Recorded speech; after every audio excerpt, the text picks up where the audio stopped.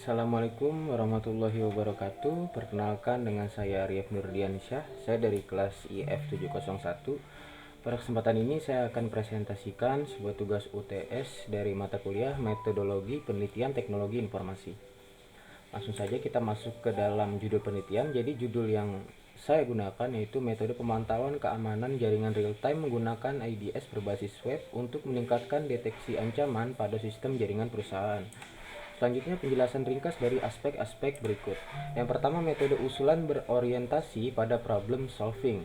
Jadi metode yang diusulkan untuk mengatasi masalah dalam pemantauan keamanan jaringan adalah menggunakan sistem berbasis web yang memanfaatkan Intrusion Detection System atau IDS.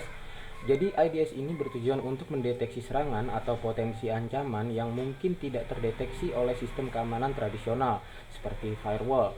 Aplikasi berbasis web ini akan memberikan visualisasi real-time mengenai status keamanan jaringan serta notifikasi jika terjadi ancaman seperti serangan DDoS, port scanning, atau brute force.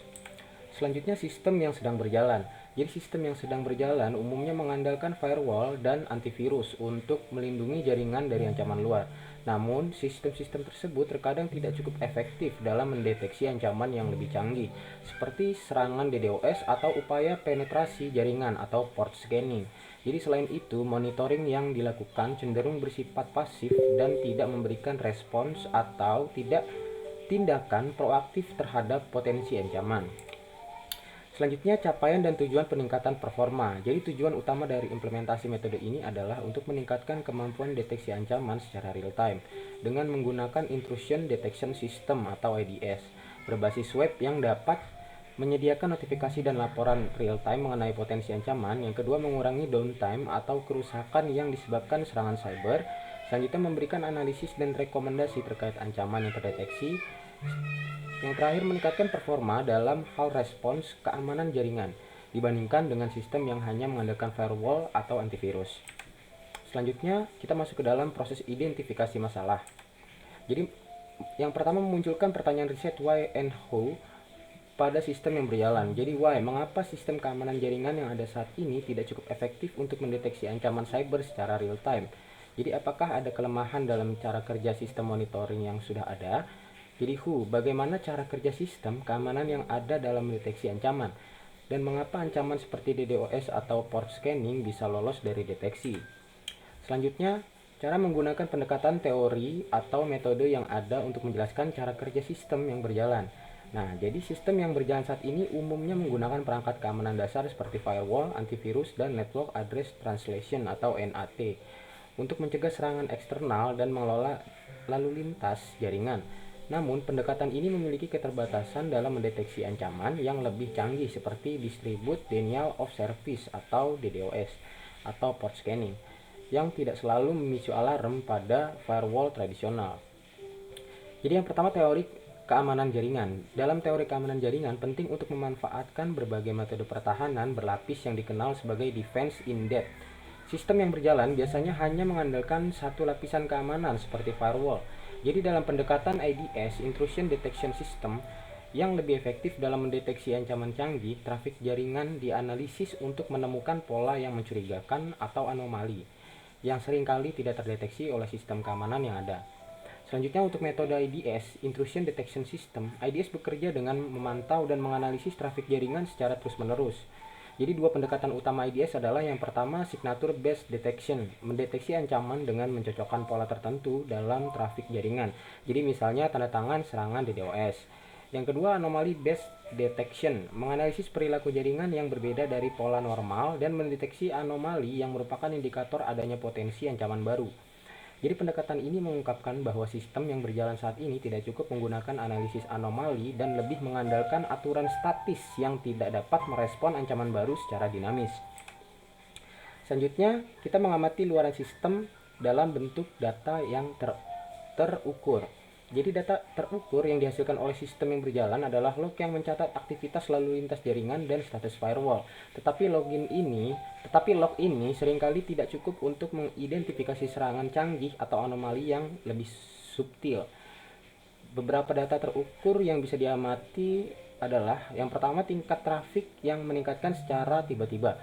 Ini dapat menunjukkan adanya serangan DDoS yang biasanya tidak dapat dideteksi dengan firewall tradisional. Yang kedua, jumlah koneksi yang tidak biasa.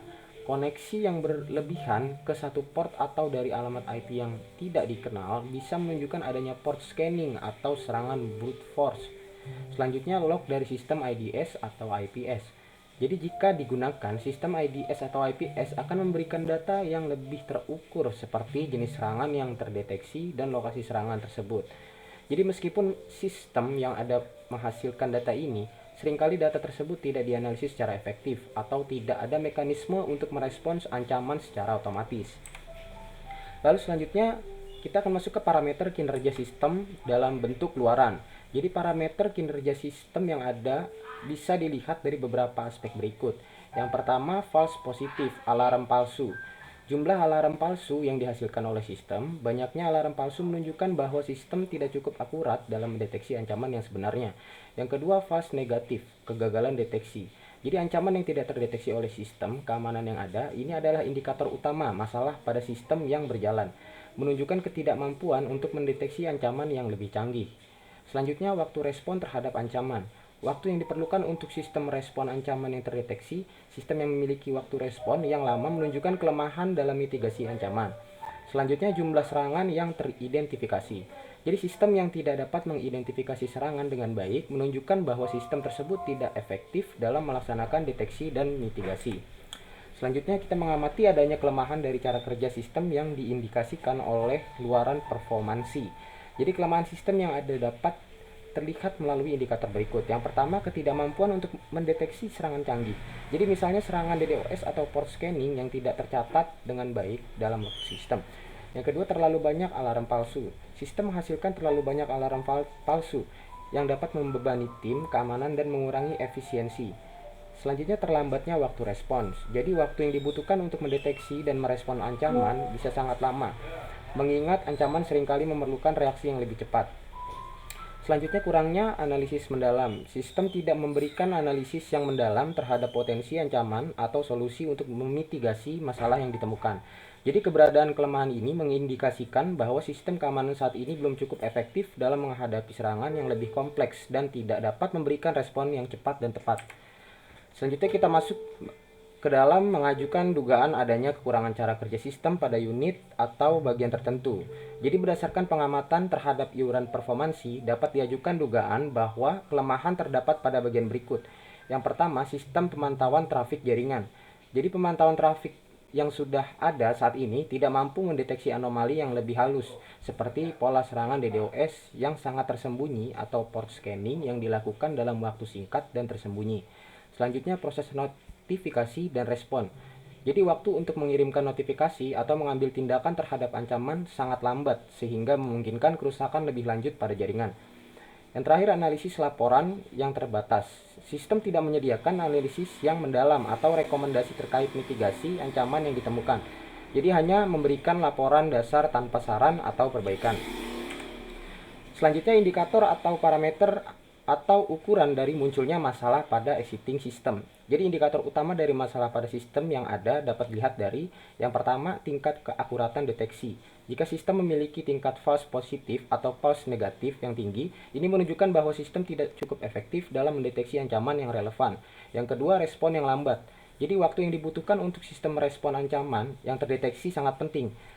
Semakin lama waktu respon, semakin besar potensi kerusakan yang bisa terjadi pada jaringan. Selanjutnya, jumlah serangan yang tidak teridentifikasi. Jika banyak serangan yang tidak terdeteksi oleh sistem, ini menunjukkan kelemahan dalam metode deteksi yang digunakan oleh sistem saat ini. Selanjutnya, jumlah kejadian alarm palsu. Alarm palsu yang tinggi menunjukkan bahwa sistem tidak dapat membedakan dengan baik antara ancaman nyata dan aktivitas jaringan yang normal, mengarah pada overburden pada tim keamanan. Selanjutnya kita masuk ke dalam rumusan masalah yang Anda ajukan sebagai reset problem. Jadi rumusan masalah yang diangkat adalah sebagai berikut. Yang pertama, bagaimana mengembangkan sistem pemantauan keamanan jaringan berbasis web yang lebih efektif dalam mendeteksi ancaman yang lebih canggih seperti DDoS atau port scanning dengan mengurangi jumlah false positif dan false negatif serta meningkatkan respon terhadap ancaman secara real time. Jadi untuk penjelasan rumusan masalah ini adalah yang pertama, kelemahan sistem yang ada. Jadi sistem yang ada Jadi sistem yang ada memiliki kelemahan dalam mendeteksi ancaman yang lebih canggih dan serangan yang tidak terdeteksi dengan metode deteksi tradisional seperti firewall. Jadi ketimpangan ini terlihat pada tingginya jumlah false negatif dan false positif. Yang kedua, untuk kesenjangan antara teori dan data luaran. Dalam teori IDS, Intrusion Detection System, deteksi berbasis anomali dan signatur dapat meningkatkan akurasi. Jadi namun pada praktiknya, sistem yang ada tidak memanfaatkan keduanya dengan optimal. Oke, jadi oleh karena itu ada kesenjangan antara apa yang seharusnya dilakukan oleh sistem berdasarkan teori IDS dan performa aktual yang terlihat dari data luaran, seperti tingginya alarm palsu dan lambatnya respon terhadap serangan. Jadi dengan rumusan masalah ini, penelitian dapat difokuskan pada bagaimana meningkatkan efektivitas deteksi, waktu respon, dan analisis ancaman dalam sistem pemantauan keamanan jaringan berbasis web. Oke, sekian saja dari saya. Wassalamualaikum warahmatullahi wabarakatuh.